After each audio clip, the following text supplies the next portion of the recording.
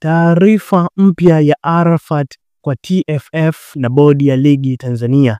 Makamu wa rais wa klabu ya Yanga Sport Club Arafat Ali Haji ametoa taarifa mpya ambayo imezua maswali magumu kwa mashabiki na wadau wa soka nchini Tanzania, ambapo wengi wao wamejaribu kuhusisha taarifa hiyo na sakata lililopo bodi ya ligi mpaka sasa.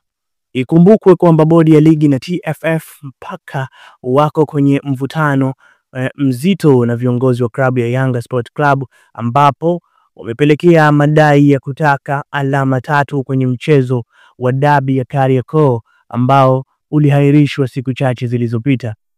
Bodi ya ligi inatajwa kuweka mkazo mgumu wa kutokukubaliana na madai ya Yanga Sport Club kwa ujumla, na wamechagua kufuata kanuni ambayo inawapa mamlaka ya kupanga tarehe nyingine kwa ajili ya mchezo huo kurudishwa. Siku ya leo Ijumaa tarehe 21 Machi, Arafat Ali Haji kupitia kwenye ukurasa wake wa Instagram amechapisha ujumbe mzito ambao unaeleza kwamba paka ambaye ana ndoto za kuwa chui anapaswa kupoteza hamu ya kula panya.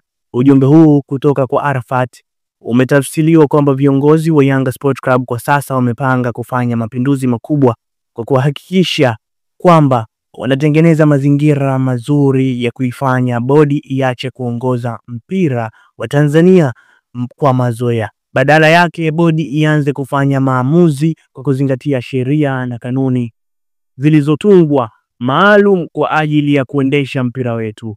Yanga Sport Club kwa sasa wanaonekana kuwa na malengo makubwa ya kuifanya klabu ya Yanga Sport Club kuwa taasisi kubwa.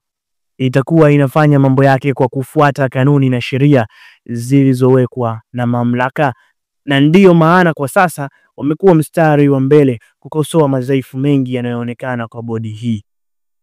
Vita hii ya maneno baina ya viongozi wa klabu ya Yanga Sport Club dhidi ya viongozi wa bodi ya ligi pamoja na TFF kwa ujumla inaendelea kwa kubwa sana mpaka sasa.